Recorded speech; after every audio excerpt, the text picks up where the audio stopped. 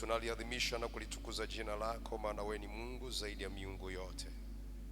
Wewe ni Mungu ulikuwepo, upo na utakuwepo milele yote. Uaminifu wako ni ngao na kigao. Asante Mwokozi mwema kwa kibali na kwa nafasi ambayo Mungu umetupatia na kwa jioni hii. Tunakiri ni kwa neema na ni kwa huruma zako Mfalme. Umeruhusu tena Bwana tusimame kwenye mlima huu wa maombi kwa jioni hii. Tunajiweka wakfu kwako kwa damu ya Yesu Kristo, tukiomba toba, tukiomba rehema kwako kwa jambo lolote ambalo Mungu nalitazama katikati yetu lisilokupa utukufu. Mungu turehemu, tusamee, utuponye, utusafishe kwa damu yako ya thamani. Na zaidi sana Mungu tupate kibali mbele za uso wako. Tunakualika Mungu Roho Mtakatifu, sema nasi tuko tayari tena kusikia kutoka kwako. Nami niliye mtumwa wako nitumie kama chombo kunena yale ambayo Mungu umekusudia ninene katikati ya teule wako.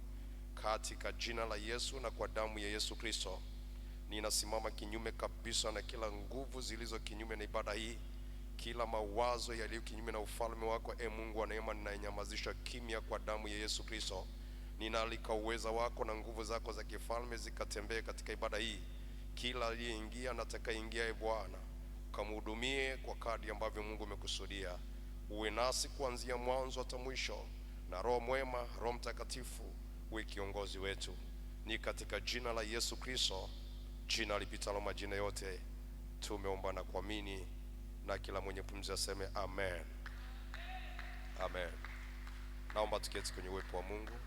Asante sana praise team, Mungu awabariki kwa utumishi wenu. Hallelujah. Watu wa Mungu, Bwana Yesu asifiwe. Waombaji, Bwana asifiwe. Hallelujah. Tunamshukuru Mungu kwa neema yake. Tunaendelea na ratiba yetu ya maombi, na tuko kwenye mlima huu wa maombi tena kwa zamu nyingine na kwa wiki nyingine tena ambayo Mungu ameruhusu tusimame kwa maombi haya. Na nimshukuru Mungu pia kwa watumishi ambao wametangulia kutuongoza kwenye maombi hapa. Naamini kuna jambo ambalo Mungu anakuvusha katika mwaka huu wa 2026. Hallelujah. Neno ambalo linatuongoza katika maombi haya linatoka kwenye kitabu cha Ezra ule mlango wa 8 mstari wa 21. Kitabu cha Ezra mlango ule wa 8 mstari wa 21.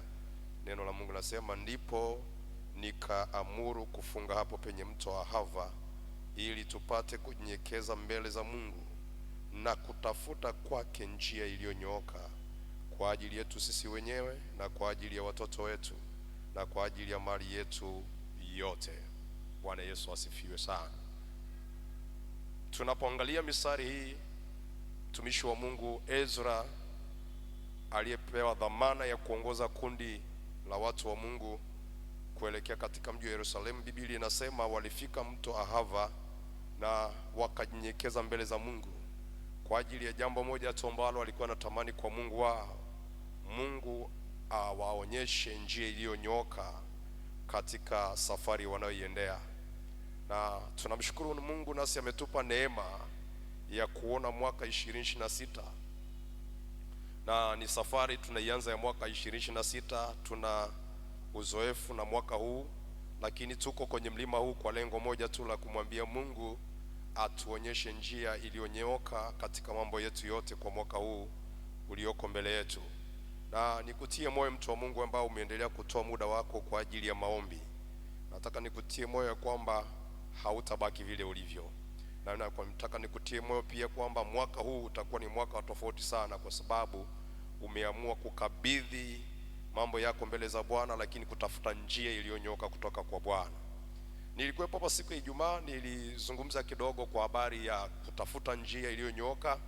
Nikakwambia kwenye tafsiri za Biblia nyingine inazungumza kwa habari ya kutafuta njia sahihi. Njia sahihi kwa maana ya kwamba ziko njia nyingi unapoenda mwaka 2026. Kuna mambo mengi sana yataibuka, kuna vitu vingi sana vitatokea hapo mbele, lakini ni muhimu sana kuijua njia sahihi ambayo unatakiwa kuiendea katika mwaka huu tunaoendea. Lakini pia nikakueleza mwandishi wa kitabu cha Ezra anazungumza kwa habari ya njia iliyonyooka. Unaweza usione umuhimu wa njia, ni mpaka pale unapokwama ndio unaweza kujua nini maana ya kutafuta njia. Kwa sababu ili mambo yako yaweze kwenda sawa sawa, unahitaji kuwa na mwelekeo sahihi, au unahitaji kuwa na njia sahihi ya kukupeleka kwenye yale unayotamani kuyafikia. Na nilikupa tafsiri chache hapa kwa siku zilizopita kama prayer point zetu. Siku ile nilikwambia tunapozungumza habari ya kutafuta njia iliyonyooka, maana yake ni kutafuta njia sahihi, kwa maana ya kumwambia Mungu atupe mwelekeo sahihi katika mwaka 2026.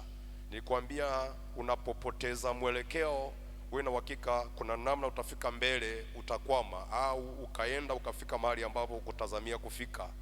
Inakuwa ni ngumu sana kwamba umetegemea kwenda Kariakoo, unajikuta kwamba umeishia upande mwingine ambao sio Kariakoo.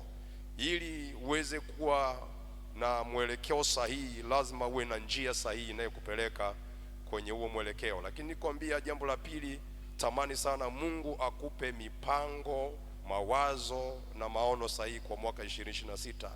Itakusaidia sana, kwa sababu unapopanga mipango ambayo ni nje ya kusudi la Mungu au reli au njia ya Mungu, uwe na uhakika kule mbele utakwama. Ndio maana Yeremia 29 mstari wa 11 anakuambia, na yajua mawazo nayokuwazia. Yale neno mawazo, ninajua mipango ninayopanga kwa ajili yako. Kwa hiyo ni muhimu sana kujua kile ambacho Mungu amepanga kwa ajili yako mwaka 2026. Kwa hiyo kina Ezra walipokuwa wanatafuta njia iliyonyooka, walikuwa wanatafuta kupata maono sahihi, mawazo sahihi, mipango sahihi kwa yale wanayoendea. Lakini jambo la tatu ni kuambia, omba Mungu akupe maamuzi sahihi, kuwa na maamuzi sahihi katika kila unaloenda kulifanya katika mwaka huu 2026. Right decision ni kitu muhimu sana, kufanya maamuzi sahihi. Kuna watu wengi sana nilikwambia wamekwama kwa sababu ya kufanya maamuzi ambayo hayakuwa sahihi kwao na yamewakwamisha katika mipango yao yote. Kwa hiyo tunapozungumza kwa habari ya kutafuta njia iliyonyoka au njia sahihi kwetu, ni kuomba pia Mungu akupe maamuzi sahihi kwa mwaka 2026 ambayo hayatakwamisha mipango na yale ambayo umeyakusudia kwenye maisha yako. Lakini jambo la nne ni kuambia muombe Mungu akukutanishe na fursa sahihi, au akupe kuona fursa sahihi katika mwaka 2026. Ziko fursa nyingi Mungu ameweka mbele yako za kufanikisha katika maeneo mbalimbali. Tamani uweze kuona fursa sahihi, maana katikati ya fursa ziko fursa pia zisizo sahihi, zinaza zikakuondoa kwenye reli, zikakuondoa kwenye kusudi la Mungu. Kwa hiyo ni muhimu sana unapokuwa kwenye mlima wa maombi, mwambie Mungu, natamani mwaka huu unipe kuona fursa sahihi zitakazonipeleka kwenye baraka na mafanikio yangu kwa mwaka 2026. Leo kabla sija kupeleka kwenye hatua nyingine, kama Mungu atatupa neema, kuanzia kesho tutaangalia swala la nguvu ya sadaka ya malimbuko katika mwanzo wa msimu unapoanza, tutaangalia hapo. Lakini leo na jambo moja nataka tuliombee kwa siku ya leo. Katika zile pointi ambazo tuliishia Ijumaa, nataka nikuongezee pointi ya 5. Pointi ya 5 ya jambo la kuombea kwa siku ya leo, kwa habari ya kutafuta njia iliyonyooka au kwa habari ya kutafuta njia sahihi. Jambo la 5 ambalo natamani uweze kuliombea kwa siku ya leo, na Mungu atupe neema, kwa sababu ni eneo ambalo shetani ametumia kukwamisha watu wengi. Omba Mungu akupe muda sahihi wa kutekeleza lile wazo alilokupa. Omba Mungu akupe muda sahihi wa kutekeleza lile wazo Mungu alilokupa, au mpango Mungu aliokupa, au maono Mungu aliokupa. Omba Mungu akupe muda sahihi wa kutekeleza wazo, mpango au maono ambayo Mungu amekupa kwa mwaka 2026.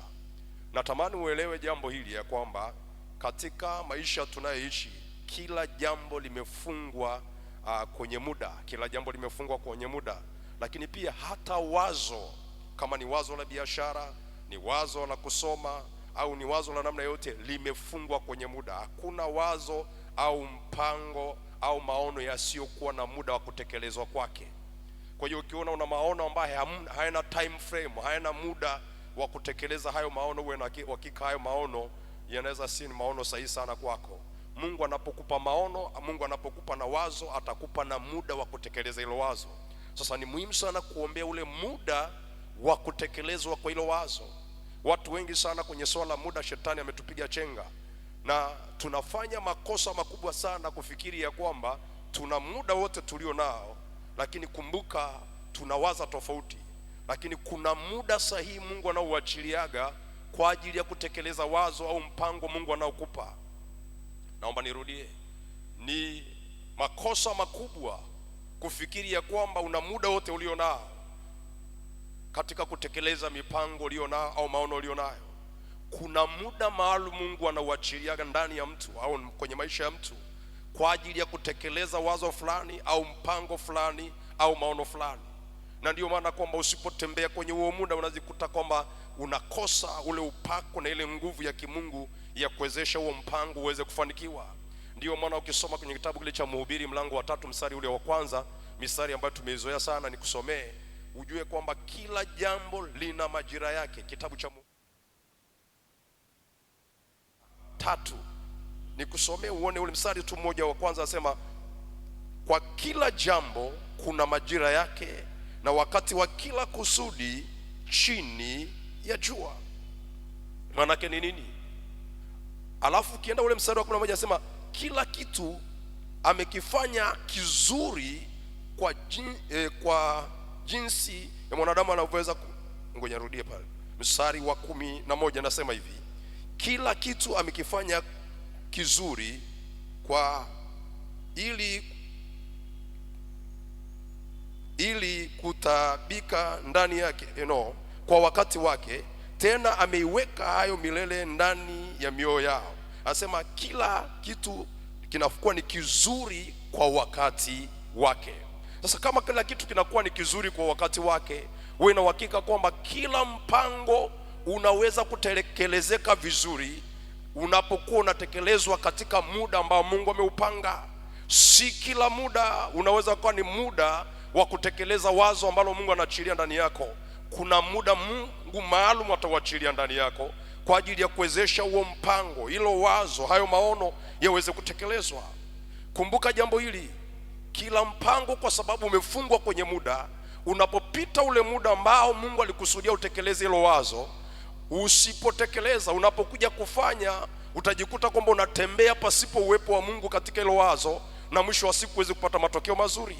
Kwa hiyo ni muhimu sana kumwambia Mungu, kama kuna mawazo ya kibiashara Mungu ameachilia ndani yako, kama kuna wazo la huduma Mungu ameachilia ndani yako, Mungu akupe na muda sahihi wa kutekeleza hilo jambo, kwa sababu si kila muda ambao uko mbele yako utakuwa ni muda wa kutekeleza hilo wazo. Kuna muda maalum Mungu anauachilia kwa ajili ya kuhakikisha kwamba hilo wazo lako linatekelezeka. Ndiyo maana utagundua hata Yesu Kristo mwenyewe alipokuja duniani tulitamani sana aendelee kuwepo, lakini kwa sababu mpango wa ukombozi ulikuwa umefungwa kwenye muda, ulipofika ule muda kutekelezwa kwa mpango, na tunaona ratiba hiyo ilisha, huwezi kufika mahali ukasema kwa sababu Yesu tunakupenda zaidi tunatamani uendelee kuwepo. Kila jambo, kila mpango una muda wake wa kutekelezwa. Yesu alifanya muda wa miaka 3 tu akamaliza mpango wake. Na mimi nataka nikuambie, kila wazo Mungu analokupa, tamani kuomba Mungu akupe muda sahihi wa kutekeleza hilo wazo. Bwana Yesu asifiwe sana. Itakusaidia sana kufanya vitu katika upako na uwepo wa Mungu.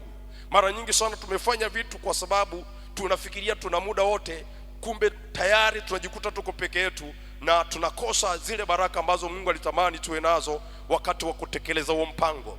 Tukienda kwenye kile kitabu cha Matendo ya Mitume, ni kuonyesha jambo lingine kwamba kila jambo limefungwa kwenye majira, na ukikosea au ukimesa hapo kwenye muda ambao Mungu anataka utekeleze huo mpango, kuna vitu utajikuta unakwama. Kitabu kile cha Matendo ya Mitume mlango wa 13, nikusomea ule mstari wa 36. Kitabu cha Matendo ya Mitume, kitabu cha Matendo ya Mitume ule mlango wa 13, nisome ule mstari wa 36. Neno la Mungu linasema hivi: kwa maana Daudi akiisha kulitumikia shauri la Mungu katika kizazi chake, alilala akawekwa pamoja na baba zake, akaona uharibifu. Kwa maana Daudi akiisha kulitumikia kusudi, manake kwamba akiisha, manake kwamba kuna muda wa kuanza kwa mpango na kuna muda wa kumalizika kwa mpango. Watu wengi sana tumefanya jambo pasipokuwa na time frame, na mwisho wa siku tunajikuta kwamba kuna saa tunafanya Mungu hayupo pamoja na wewe. Kila jambo Mungu analoliachilia kwako, kila mpango Mungu anaoruhusu uje kwako, anauwekea na muda wa kutekelezwa kwake. Kwa hiyo jifunze kuombea jambo hili. Mungu akupe muda sahihi wa kuanza na kumaliza huo mpango, ili utembee katika ile baraka ambayo Mungu anatamani utembee nayo.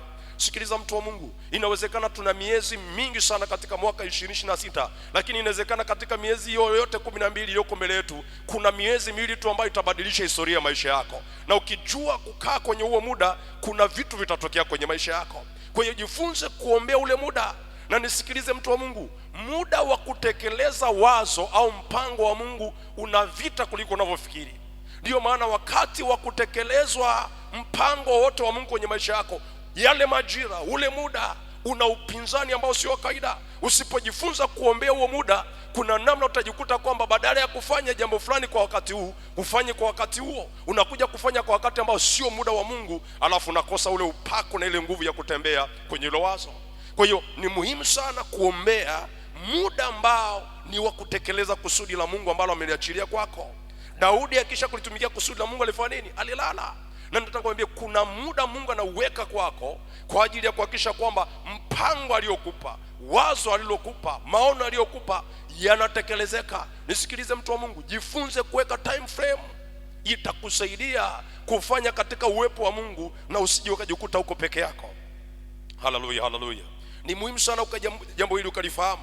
Muda ulioibiwa au muda wako uliochezewa ni mpango wako umechezewa au ni wazo lako limechezewa. Au ngoja nirudie kwa namna hii. Muda wako ulioibiwa ni wazo lako lililoibiwa. Adui akifanikiwa kuiba muda ambao ni wa kutekeleza wazo lako, amefanikiwa pia na kuiba wazo lako. Kuna mtu hajanielewa ninachosema? Ule muda Mungu anaruhusu ndio muda sahihi wa kufanya jambo fulani. Ukichezea huo muda au adui akifanikiwa kuchukua huo muda, uwe na uhakika kwamba amefanikiwa kubeba na lile wazo lako, kwa sababu lile wazo lako limefungwa kwenye huo muda. Kwa hiyo nguvu ya utekelezaji wa hilo jambo umefungwa kwenye huo muda. Kwa hiyo adui anachofanya siku zote ni kuharibu au kukupishanisha na ule muda ambao Mungu amekupa kwa ajili ya kutekeleza jambo fulani.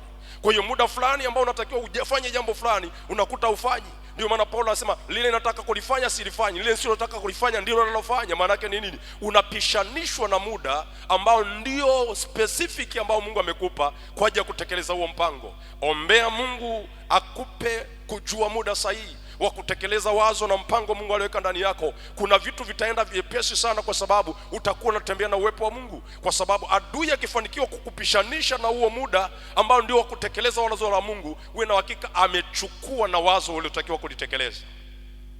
Haleluya, haleluya. Sikiliza vizuri mtu wa Mungu. Nataka kukuambia nini? Usicheze na muda wa kutekeleza mpango wa Mungu. Kwa nini unafikiria ni rahisi shetani akuachilie tu rahisi utekeleze jambo fulani ambalo litakuwa na tija kwako? Muda wa kutekeleza jambo lenye tija kwenye maisha yako sio muda rahisi sana. Ni muda unahitaji kuombewa sana, kwa sababu una upinzani mkubwa, una vita kubwa ndani yake. Kwa sababu ukifanikiwa kukaa kwenye huo muda vizuri, wazo lako linaenda kutokea kwa jina la Yesu. Mpango wako unaenda kufanikiwa kwa jina la Yesu, kwa sababu kwenye huo muda ndiko kuna upako na nguvu ya kukusaidia kutekeleza hilo wazo. Kwa hiyo adui hata kuruhusu upite kwenye huo muda kirahisi.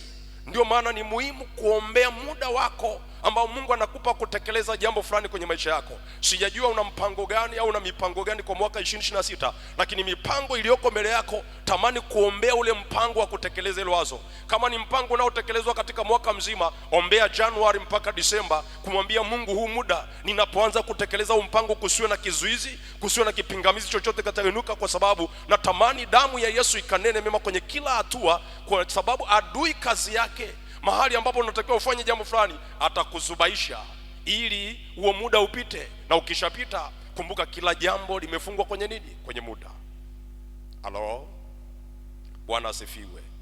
Nachotaka kusema nini? Kuombea muda ule wazo la Mungu ndani yake. Hebu fungua kitabu kile cha Luka, labda unaweza kanielewa nikikuonyesha hapa. Nachotaka kukuonyesha ndani yako ni ombi ambalo Mungu akusaidie kuliombea kwa mwaka 2026, ili ule mpango Mungu aliweka mbele yako uweze kufanikiwa. Kitabu kile cha Luka mlango ule wa 2. Ngoja nikuonyeshe jambo hapa uweze kuona kwamba ni muhimu sana kuombea muda wa kutekeleza mpango wako.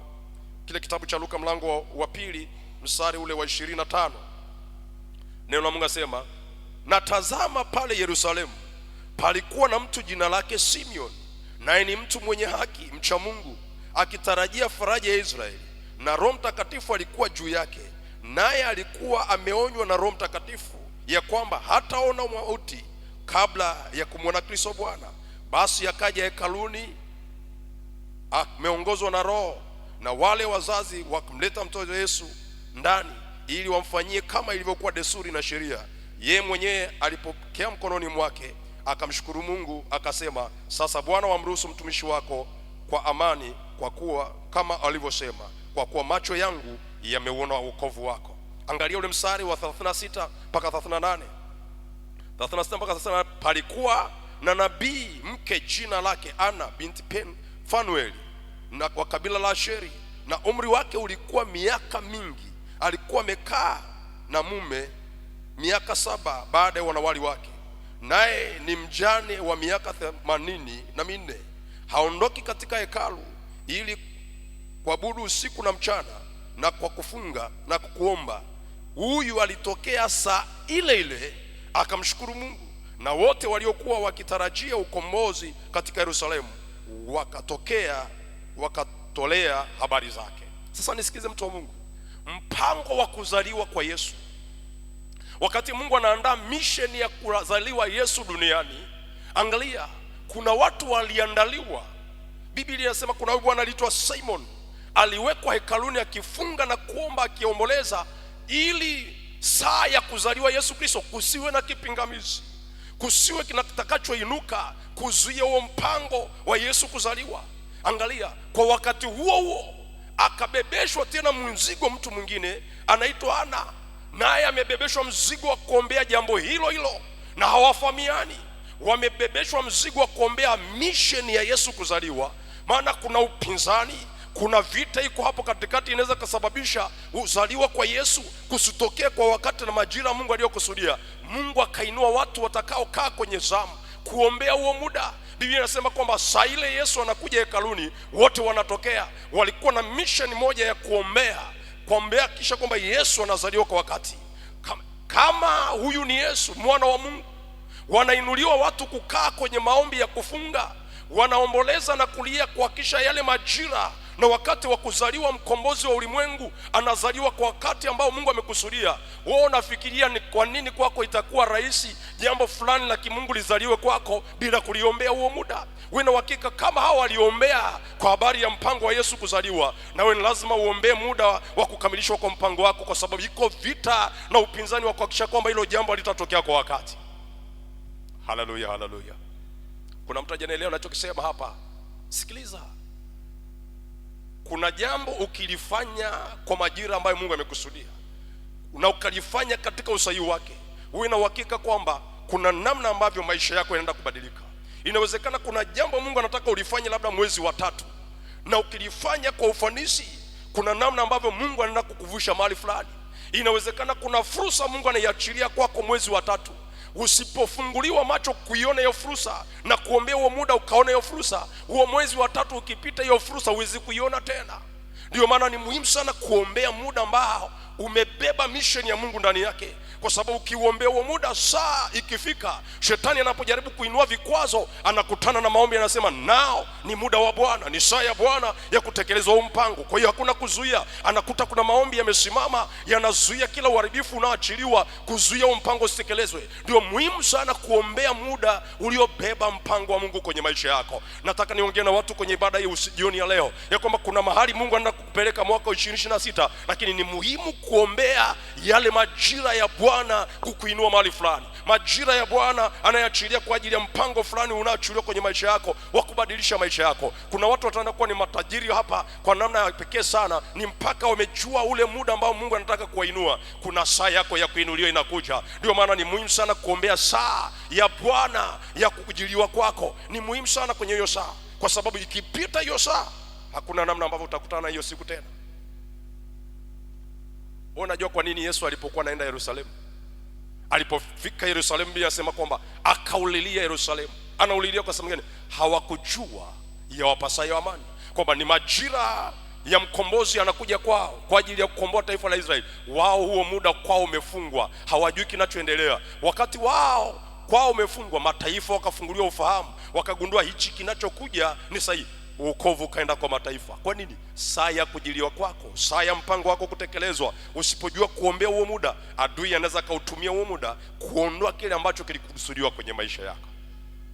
Haleluya, haleluya, Bwana asifiwe. Kwa hiyo ni muhimu sana kujua jambo hili. Alafu kumbuka jambo hili, kuna wazo alafu kuna muda wa kutekelezwa kwa wazo. Hivyo vitu viwili usisahau.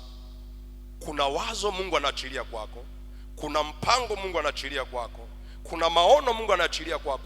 Kuwa na maono ni jambo la kwanza, muda wa kutekelezwa kwa maono yako ni jambo la pili. Hebu mwambie jirani yako, kuna kuwa na maono alafu kuna kutekelezwa kwa maono yako. Mwambie jirani yako, usimwogope. Mwambie kuna kuwa na maono alafu kuna muda wa kutekelezwa kwa maono yako. Sasa tuulizane swali, nina maono ya kuwa daktari, lini, kwa wakati gani? Huo muda unataka kuwa daktari umeuombea? Natamani mtoto wangu siku moja awe daktari. Je, umeuombea huo muda? Saa wakati unataka mtoto wako daktari anakuwa teja, nini kimetokea? Ukuombea ule muda uliobeba lile kusudi la Mungu juu ya mtoto wako. Na adui anatumia huo muda, anaharibu. Na shetani akishagundua kuna jambo zuri linataka kuzaliwa kwa mtoto wako, ule muda ambao unatakiwa ile jambo lizaliwe, anauvuruga muda wa mtoto wako. Ghafla unashangaa mtoto alikuwa anatakiwa daktari, unakuta yuko mteja mtaani. Nimekuombea kwa jina la Yesu Kristo, kilichokusudiwa kwako kikatokea kwa jina la Yesu Kristo aliye hai. Mwaka 2026 tutapanga mambo na yatatimia kwa jina la Yesu Kristo. Kwa nini? Tuko kwenye mlima huu kumwambia Bwana, kila muda wa kutekelezwa kwa ajenda muhimu kwenye maisha yetu, huo muda tunaukabidhi kwa Bwana. Tunatamani kuweka muda sahihi wa kutekeleza kila mpango, ili adui anapojaribu kuinuka atakutana na maombi ambayo yamesimama, anasema saa hii ni saa ya Bwana. Shetani una nafasi kwenye ile eneo. Haleluya, haleluya. Nikuonyeshe jambo lingine hapa kidogo kabla tuingie kwenye kuomba. Fungua nami kile kitabu cha Mathayo mlango ule wa 8. Nataka kuonyesha swala la muhimu sana kwa habari ya kuombea muda wa kutekeleza mpango wa Mungu kwenye maisha yako, wa kutekelezwa mpango wa Mungu kwenye maisha yako. Huo muda usipouombea, nataka nikuambie utakuwa unapishana na gari ya mshahara kila kunapoitwa leo. Wakati wenzako wanafanikiwa unashangaa kwa nini imekuwa. Wenzako walijifunza kutafuta njia iliyonyoka kwa habari ya majira ya kutekelezwa kwa mipango yao na maono yao. Wewe wakati wenzako wanaombea muda wa kutekelezwa kwa maono na mipango yao, wewe ulizembea. Ukizembea, shetani anautumia huo muda kuhakikisha kwamba lile wazo lilofungwa kwenye huo muda, anapiga huo muda. Akipiga muda na wazo nalo limepigwa pia. Kile kitabu cha Mathayo mlango ule wa 8, kusomea mstari ule wa 5 mpaka ule wa 8, alafu nitakusomea ule mstari wa 13, alafu nikuonyeshe jambo fulani hapa, alafu tuingie kwenye maombi. Kitabu cha Mathayo mlango ule wa 8 mstari ule wa 5, Biblia inasema, hata alipoingia Kapernaum, akida mmoja alimjia akamsia akasema, Bwana, mtumishi wangu amelala nyumbani, mgonjwa wa kupooza, anaumwa sana. Hebu zingatia ile neno anaumwa sana. Yesu akamwambia, nitakuja nimponye. Hebu sema nitakuja nimponye. Hebu rudia tena, nitakuja nimponye. Yule akida akajibu akasema, Bwana, mimi sistahili wewe uingie chini ya dari yangu, lakini sema maneno tu na mtumishi wangu atapona. Kwa maana mimi nami ni mtu aliyewekwa chini ya mamlaka, mwenye askari chini yangu, akiambia huyu nenda na huyu wenda na huyu njoo, huja. Sasa ukija kwenye ule mstari wa 13 unasema hivi, mstari wa 13, naye Yesu akamwambia yule akida, nenda zako, iwe kwako kama ulivyoamini. Mtumishi wake akapona saa ile ile. Msema saa ile ile. Akapona saa ile ile. Sasa nisikilize mtu wa Mungu, kuna vitu unataka uzingatie kwenye mistari niliyokusomea. Kwanza, kuna akida ambaye anaombi kwa Yesu, mtumishi wake ni mgonjwa, alafu Biblia inasema anaumwa sana. Kwa hiyo kwa tafsiri ya leo tungesema kwamba yuko ICU, yuko katika hali ya mautihuti, yuko chini ya uangalizi wa madaktari, hali ni mbaya. Ameenda kwa Yesu, ombi lake ni uponyaji juu ya mtumishi wake. Sasa nisikilize, tunazungumza kwa habari ya muda wa kutekelezwa kwa mpango wako. Usipojua kucheza na huo muda, kuna vitu utapishana navyo. Angalia, huyu akida alipoenda kwa Yesu, Yesu anamwambia, nimesikia ombi lako, nitakuja ili nimponye. Sasa sikiliza, kuna muda wa mtumishi wa akida kuponywa. Usipojua huo muda wa kuponywa, ni rahisi kukubaliana na jibu lolote. Sasa huyu akida anamwambia Yesu, nina mgonjwa na hali mbaya. Yesu inawezekana alikuwa na huduma zingine zinaendelea, anamtia matumaini, anamwambia kwamba nitakuja ili nimponye. Lakini yule akida kuna namna ambavyo alienda mbele ya muda, akagundua kwa hali niliyoacha nayo yule mgonjwa, huu muda Yesu anasema atakuja kumponya, manake kwamba hata mkuta akiwa hai. Kwa hiyo cha msingi nachojua, huu ndio muda wa kutekelezwa uponyaji kwa mtumishi wangu. Kwa hiyo nachohitaji hapa sio Yesu kwenda aachilie neno lilobeba uponyaji kwa majira haya, kwa sababu hii ndio saa ya mtumishi wangu kuponywa. Kwa hiyo nikisubiria huo muda, nasema atakuja kumponya, atakuta amekufa. Okay. Kwa hiyo tumwambia, mimi nachoomba sema neno na mtumishi wangu atapona. Angalia kilichosema Yesu, akasema nenda na mtumishi wako awe mzima. Biblia inasema saa ile ile aliyotamka lile neno, na yule mtumishi wa akida alipokea uponyaji. Maana yake nini? Pamoja na kwamba alikuwa ni Yesu, saa ya muujiza wa mtumishi wa akida haikuwa nitakuja baadaye, ilikuwa ni saa ile. Kwa hiyo angelichelewa ule muda, maana yake kwamba asingebaki kwa hai mtumishi wake. Kwa hiyo aling'ang'ania ule muda uliobeba uponyaji wa mtumishi wake. Na mimi natamani niongee na watu ambao watang'ang'ania muda uliobeba baraka zako, muda uliobeba mpango wa mafanikio yako. Ng'ang'ana hapo, mwambie Bwana, haijalishi anasema nini mtu, nachojua hii ni saa yangu ya kuinuliwa. Naachilia damu ya Yesu Kristo kwenye huo muda. Kila kinachoinuka kujaribu kuzuia, kila roho ya kuahirishwa kwa huo muda, ninapangua. Ni saa yangu ya kuinuliwa, ni saa yangu ya kufunguliwa. Sema na huo muda. Kuna mtu hajanielewa. Kuna watu wanafikiria kwamba angeenda kesho angeponwa, angekuta amekufa. Saa yake ya uponyaji ilikuwa ni saa ile, na akida alitambua hilo jambo. Kwa hiyo akaforce, akasema sahihi, sema tu neno na mtumishi wangu atapona. Nataka kuambie, kuna muda lazima utafute kwenye ulimwengu wa roho, ni muda gani Mungu ameuandaa kwa ajili ya kukuvusha mahali fulani. Usipojua kuombea huo muda, kuna vitu havitatokea. Kuna vitu havitatokea. Biblia inasema kwamba akida akapambana, akakaa kwenye maombi mpaka lilipotamkwa neno, na saa ile ile. Sasa Yesu anasema nitakuja nimponye, lakini Yesu huyu ndiye aliyetamka neno akawa mzima. Maana yake nini? Kinachotakiwa ni wewe unayetaka uponyaji ujue ni muda gani au ni majira gani ya kujiliwa kwako katika ulimwengu wa roho. Lazima ujue haya majira kwenye ulimwengu wa roho. Na ndio maana unawaulizaga watu, lazima ujue kwenye ulimwengu wa roho saa hizi ni saa ngapi. Kuna saa hizi ni mchana, wengine saa hizi ni jioni, wengine ni asubuhi. Lazima ujue kwenye ulimwengu wako wa roho ni saa ngapi. Inawezekana wakati unasema ni kesho, kumbe ndio saa yako ya kuinuliwa, ndio saa ya kupandishwa cheo. Sikiliza, hata ofisini kwako kuna saa ya kupandishwa cheo, na watu huwa wanavurugaga huo muda. Saa unatakiwa kupandishwa cheo, faili lako linapotea ghafla, hujui limeenda wapi. Kila kitu chako kinavurugwa, wakitafuta haionekani. Sikiliza, ombea huo muda.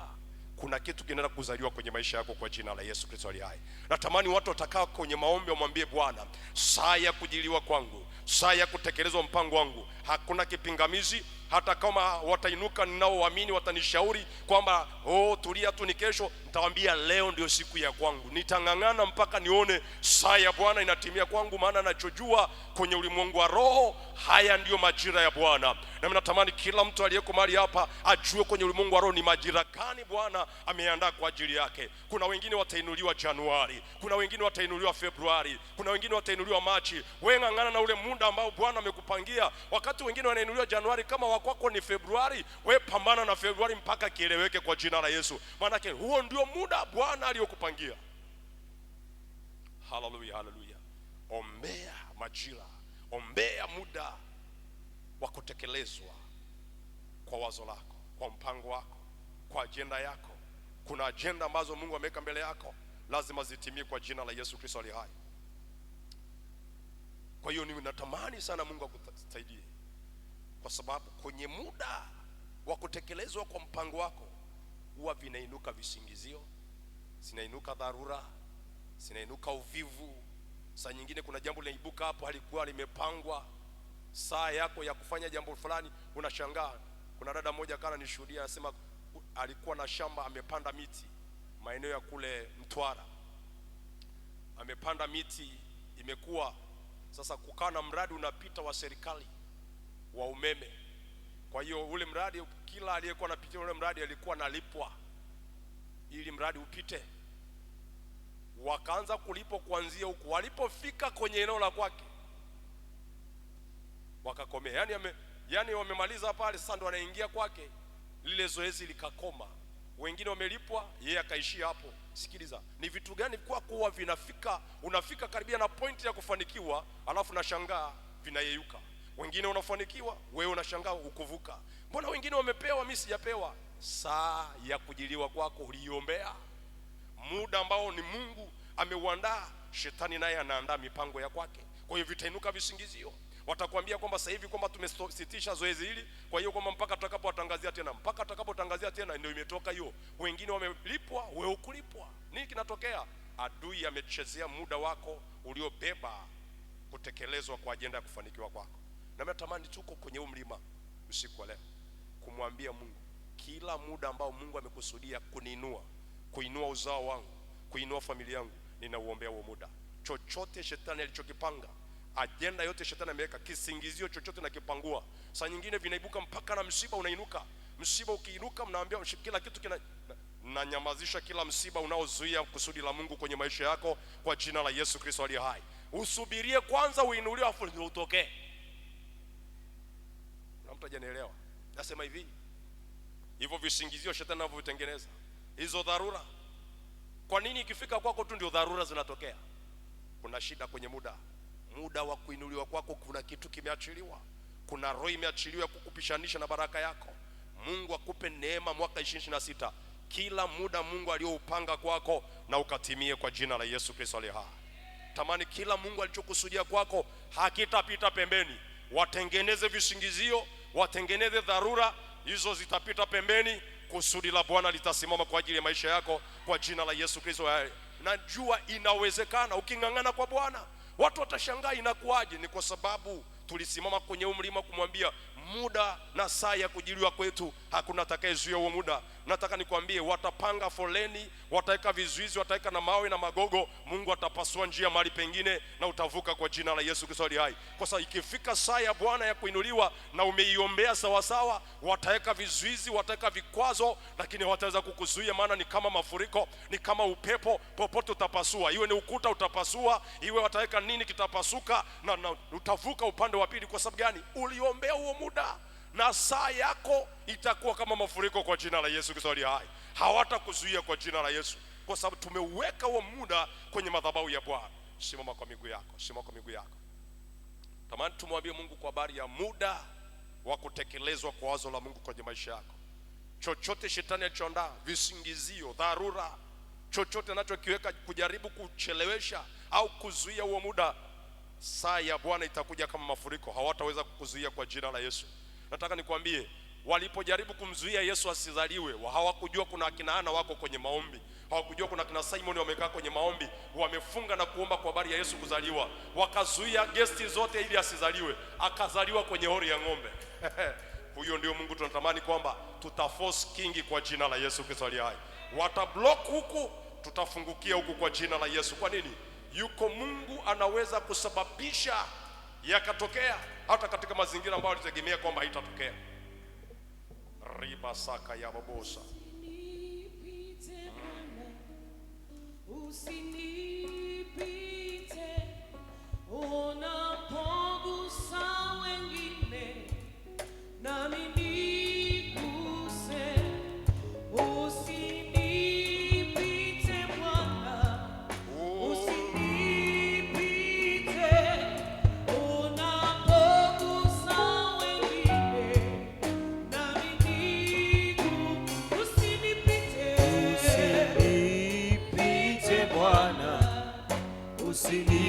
usinipite unapogusa wengine, nami niguse.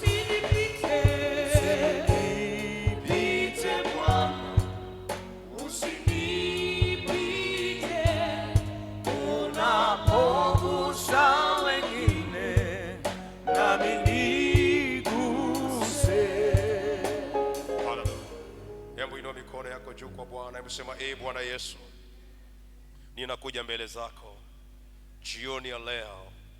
Nimelisikia neno lako, nami nimetambua yako majira ya kujiliwa kwangu, yako majira ya kutekelezwa kwa wazo ambalo Mungu umeliachilia ndani yangu kwa mwaka 2026. Ninajua Bwana, tunapopanga na kambi ya adui na wenyewe wanapanga, tupo kwenye mlima uwe Bwana kuombea kila muda ambao umeweka mbele yetu kwa ajili ya kutekelezwa kwa mpango wa kwako kwenye maisha yetu.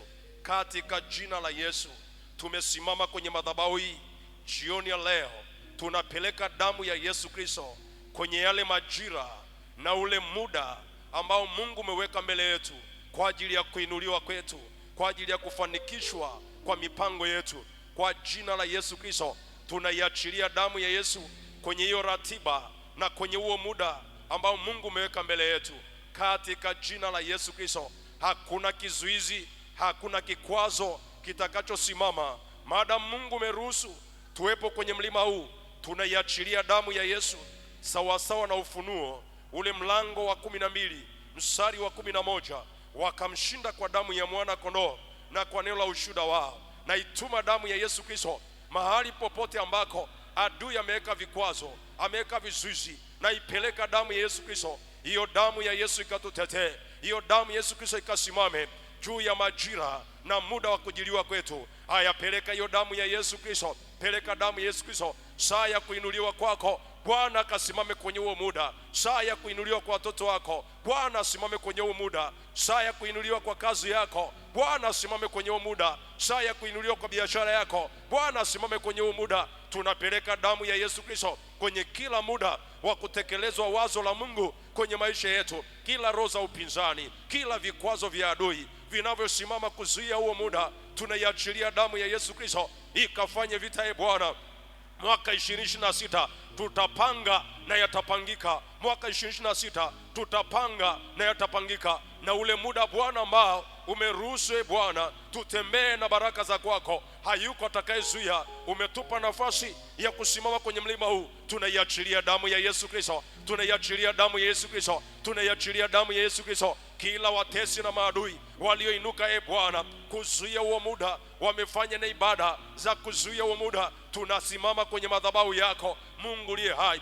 Yesu Kristo ukauthibitishe ule muda wa kuzaliwa kusudi lako kwenye maisha yetu katika jina la Yesu. Ilipofika saa ya kuzaliwa mkombozi Yesu Kristo, uliwainua kina Simeoni, ukawainua kina Hana, wakakaa kwenye maombi ya kufunga na kuomba hata atakapozaliwa mkombozi. Nasi Mungu wa neema umetupa neema ya kukaa kwenye mlima huu, hatutanyamaza mpaka wazo lako litakapotimia kwenye maisha yetu, mpaka mipango ambayo Mungu umeweka mbele yetu imefanikiwa. Tunaipeleka hiyo mipango na majira yake na muda wake wa kutekelezwa kwake, tunaachilia damu ya Yesu Kristo. Chochote shetani alichopanga, chochote shetani alichokusudia, chochote shetani alichoachilia cha upinzani, damu ya Yesu, damu ya Yesu ikasimame kwenye huo muda, kwenye huo muda Bwana, kwenye huo muda wa kujiliwa kwetu, kwenye huo muda wa kujiliwa kwetu. Chochote kilichosimama, achilia Mungu wa rehema kujua muda sahihi wa kujiliwa kwetu, tukatambua hayo majira,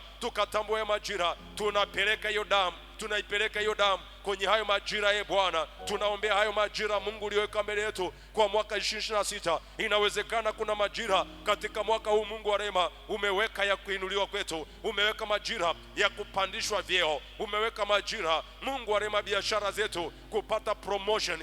Mungu wa neema, damu ya Yesu kwenye huo muda, chochote kilichopangwa kwenye huo muda shetani kukwamisha hatafanikiwa kwa jina la Yesu. Ninachojua Bwana umesema kwenye kitabu cha Mhubiri mlango wa 3 mstari wa 1, kila jambo kwa wakati wake na majira yake, lakini umesema kila jambo ni zuri likifanyika kwa wakati wake Bwana. Nasi Mungu wa rehema tunaomba ule muda sahihi wa kutekelezwa kwa kila agenda ya kiuchumi kwenye maisha yetu, agenda ya kihuduma, agenda ya watoto wetu Bwana za kwenye masomo na maeneo mbalimbali. Mungu, tunaombea huo muda, shetani asipate nafasi katika jina la Yesu. Ribasaka ya babosa yandarabakosira ripokoria basaya, tunaiachilia damu, tunaiachilia damu. Peleka damu ya Yesu, peleka damu ya Yesu. Walipoweka kikwazo kwenye huo muda, ya kwamba huo muda unaotakiwa wewe ufanikishe hilo jambo, huo muda umezubaishwa. Kuna namna unapishanishwa na muda, unapishanishwa na muda. Ninaachilia damu ya Yesu. Kila roho ya kupishanishwa na muda wa kujiliwa kwetu, tunapeleka damu ya Yesu. Tunapangua hiyo roho inayotupishanisha na ule muda wa kutekeleza kusudi la Bwana. Kila visingizio, kila dharura zinazoinuka, kila mipango inayoinuka ya kuzuia lile ambalo Mungu amekusudia kwenye majira, tunapeleka damu ya Yesu Kristo kwenye familia, kwenye kanisa, kwenye nchi. Kila muda ambao Mungu umeweka wa kutekelezwa kwa wazo lako na kusudi lako, tunauombea huo muda Bwana, tunauombea huo muda Bwana, tunauombea huo muda Bwana, tunaufunika kwa damu ya Yesu. Shetani hatachezea huo muda, shetani hatachezea ule muda uliobeba lile kusudi la Mungu ndani yake, kwa jina la Yesu Kristo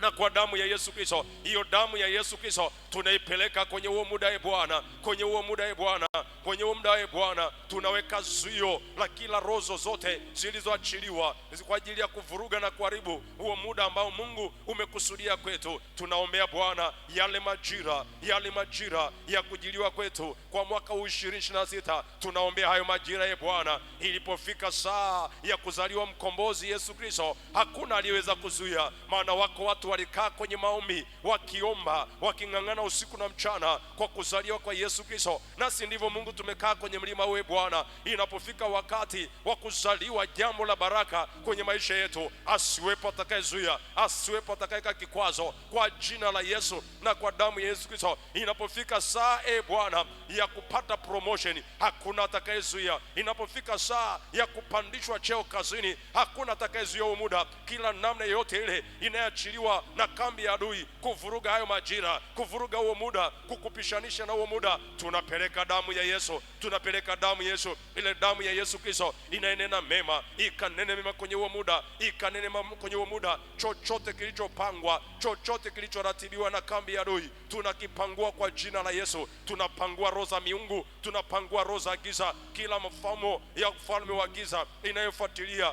kuzuia huo muda, tunapeleka damu ya Yesu, damu ya Yesu, damu ya Yesu, damu ya Yesu. Tunapangua kila kikwazo cha adui kilichoachiliwa kwenye muda wetu kwa jina la Yesu Kristo. Naombea mwezi Januari mpaka mwezi Disemba, yale majira Bwana uliyokusudia Mungu wa rehema, mambo yatokee kwetu, adui hatazuia. Yale majira ambayo Bwana umekusudia vitu vizaliwe kwetu, Bwana, hayo majira ya kuzaliwa, Mungu wa rehema, ukasimame kwenye majira. Kila roho zote zinazoachiliwa za kuua kile kinachotakiwa kuzaliwa, kwa damu ya Yesu tunapangua hiyo mauti inaachiliwa kwenye huo muda, kuua kile ambacho Bwana umekikusudia kwenye majira, kwa damu ya Yesu, kwa jina la Yesu, kwa damu ya Yesu. Roho ya mauti inaachiliwa kuua kile ambacho Bwana umekusudia kwenye haya majira, tunapeleka damu ya Yesu, tunapeleka damu ya Yesu kwenye muda. Bwana, kama ni muda wa kuzaliwa jambo jema kwetu, Mungu wa rehema, huo muda tunaulinda na kufunika kwa damu ya Yesu. Shetani utakuhamisha, shetani utazuia huo muda. Tunapeleka damu, tunaipeleka damu ya Yesu, ile damu iliyobeba ukombozi, ile damu iliyobeba ushindi. Tunatamka ushindi kwenye haya majira. Kama Yesu walimzuilia kwenye nyumba za wageni akazaliwa horini, Mungu wa neema, mpango yote atakayeandaa ili kuzuia lile kusudi jema kwenye maisha yetu, huo muda Bwana tunauombea uje na upako wa mafuriko, uje na upako wa mafuriko wa kuvunja kingo, wa kuvunja kuta. Hakuna kitakachozuia Bwana. Ikifika hiyo saa Bwana, kusiwepo kitakachozuia. Tunaachilia upako wa mafuriko, upako wa mafuriko utakaovunja kingo, utakaovunja kuta. Kila kitakachojaribu kuzuia kikutane na upako wa mafuriko wa kuondoa hiyo roho ya upinzani. Ribasa yabakoyana rikandarabakasaya yandorobosaka rikoriabosa yandorapa rikokoriabasaka. Endelea kuachilia damu ya Yesu kwenye majira. Kuna kitu kinaenda kuzaliwa kwako, na shetani amekusudia mabaya, shetani amekusudia uharibifu kwenye huo muda, shetani amekusudia kukupishanisha na huo muda. Ninatangaza kwako, Bwana akupe kutimiza hiyo ajenda kwenye hayo majira. Hayo majira nimeyaombea kwa damu ya Yesu. Shetani hata kupishanisha na huo muda wa Bwana uliokusudiwa kwako. Kila alichokipanga adui hakitafanikiwa kwa jina la Yesu. Hayo majira ya Bwana kwako nimeyaombea kwa damu ya Yesu. Huo muda wa Bwana kwako nimeuombea kwa jina la Yesu. Shetani hata vuruga wala kuzuia kwa jina la Yesu Kristo. Ni saa yako. Bwana amekusudia kukuvusha mahali hakuna atakayezuia. Hayo majira ninayaombea. Huo muda wa kutekelezwa kwa hilo wazo la Mungu kwenye maisha yako nimeuombea. Huo muda nimeufunika kwa damu ya Yesu. Shetani utavuruga. Ikiwa ni Januari nimefunika kwa damu ya Yesu. Ikiwa ni muda wote katika mwezi Februari nimeufunika huo muda kwa damu ya Yesu. Ikiwa ni muda wote katika mwezi Machi nimeachilia damu Yesu kwenye huo muda. Kama ni mwezi Aprili tumeachilia damu Yesu kwenye huo muda. Kama ni mwezi Mei tumepeleka damu Yesu kwenye mwezi Mei. Chochote kilichoachiliwa kuvuruga huo muda wa Bwana tunapangua. Kama ni mwezi Juni tumepeleka damu ya Yesu. Kama ni mwezi Julai tunapeleka damu ya Yesu. Kwenye mwezi Agosti tumepeleka damu ya Yesu. Kwenye mwezi Septemba tunapeleka damu ya Yesu. Kwenye mwezi Oktoba tunapeleka damu ya Yesu. Kwenye mwezi Novemba tumepeleka damu ya Yesu. Kwenye mwezi Desemba tumepeleka damu ya Yesu. Kwenye kila mwezi kwa jina lake tumepeleka damu ya Yesu. Chochote kilichopangwa, chochote kilichoratibiwa na kambi ya adui tunakipangua kwa jina la Yesu. Huo muda Bwana tunaufunika kwa damu ya Yesu. Kwa damu ya Yesu. Kwa damu ya Yesu tumeifunika miezi yote, tumefunika wiki zote, tumefunika siku zote na dakika zote na masaa yote tunayafunika kwa damu ya Yesu. Yale masaa ya kujiliwa kwetu, yale masaa ya kuinuliwa kwetu tunayafunika kwa damu ya Yesu. Shetani utachezea huo muda, shetani utatupishanisha na huo muda kwa jina la Yesu. Kila uzito wote, kila dharura yoyote tumeifuta kwa damu ya Yesu. Kila visingizio vyovyote tumevifuta kwa damu ya Yesu Kristo. Kila ratiba yoyote inayozuia huo muda tunaifuta hiyo ratiba. Ratiba za ufalme wa giza, ratiba zote za ufalme wa giza tumezifuta kwa jina la Yesu. Ratiba yoyote inayonitafia ratiba ya Mungu tunafuta hiyo ratiba kwa damu ya Yesu Kristo. Kila ratiba inayonitafia ratiba ya Mungu tunaifuta hiyo ratiba kwa damu ya Yesu. Majira ya Bwana tunayakabidhi kwako Bwana. Hayo majira tunayakabidhi kwako Bwana. Saa ya kuzaliwa, jambo jema Bwana, huo muda Bwana tunaomba neema yako ikaachiliwe juu yetu katika jina la Yesu. Ribasayabako ripoko rikandarabako sika. Damu yako Yesu Mwokozi mwema, hiyo damu inanena mema Bwana, ikanene maji ya dakika, sekunde, masaa yote, siku zote, wiki zote, miezi yote na mwaka mzima. Tunaachilia damu ya Yesu Kristo ikanene kwenye masaa. Shetani una nafasi ya kuvuruga wala kuharibu muda wala majira yetu kwa jina la Yesu na kwa damu ya Yesu. Bwana Yesu, tumeleta hayo majira mbele zetu. Mungu, kama Ezra alivyoomba njia ya kunyoka, na ndivyo Mungu tunaomba njia ya kunyoka kwenye majira yetu. Tunaomba muda ulio sahihi kwenye Mungu wa rehema, saa ya kutekelezwa kwa wazo letu, muda sahihi wa kutekeleza kila wazo na kila mpango ulioweka mbele yetu Bwana. Tumekuomba Mungu wa mbingu na nchi kwenye madhabahu, usikie kuomba kwetu Bwana, na ukatende kwa ajili yetu na kwa ajili ya watoto wetu na kwa ajili ya mali zetu. Ukatende Bwana, ukatende Bwana, ukatende Bwana kwa jina la Yesu. Asante Mwokozi mwema, kwa sababu wewe ni Mungu unastahili. Asante Bwana kwa ajili ya watoto wako ambao umewaleta katika nyumba yako siku ya leo kwenye mlima huu wa maombi. Tumekukabidhi Bwana njia zetu, tumekukabidhi majira na muda ulioko mbele yetu. Tunatamani kuona Mungu tunatembea katika majira yako na katika muda wako wako. Asante kwa kuwa ni Mungu uliye mwaminifu. Na saa hii tena ya jioni, Mungu wa rehema, tuko mahali hapa Bwana kukutolea tena sadaka. Mungu, ninaomba ukatakabali sadaka za watoto wako. Kila anaenda kunyosha mkono wake kukutolea jioni ya leo, Mungu kamkumbuke na kumtendea mema. Kakumbuke uzao wake, kumbuka familia yake, kumbuka na mwaka 2026 ukani mwaka wa ushindi kwake. Mungu wa mbingu na nchi, takabali sadaka za watoto wako, takabali na maombi haya tuliomba katika mlima huu. Katutendee mema kwa utukufu wa jina lako. Ni kwa jina la Yesu na kwa damu Yesu Kristo Baba tumeomba na kuamini, na kila mwenye pumzi aseme amen.